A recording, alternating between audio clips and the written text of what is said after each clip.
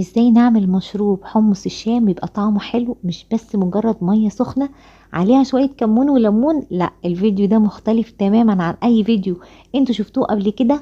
الحمص الشام طعم يا جماعة تحفة. هنجيب نص كيلو من الحمص وهنقعه من بالليل للصبح.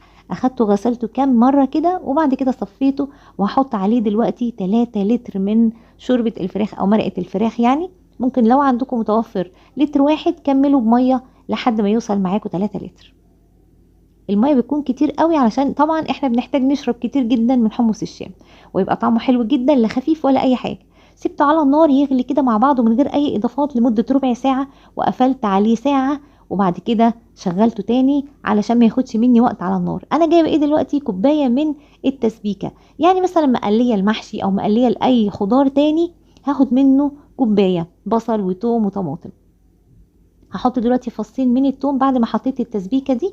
اهم حاجه ان التسبيكه ما تكونش دسمه. هاخد كمان دلوقتي 8 من الليمون، 8 ليمونات كده يكون حجمهم زي ما انتوا شفتوا صغيرين، واخدتهم كده عصرتهم.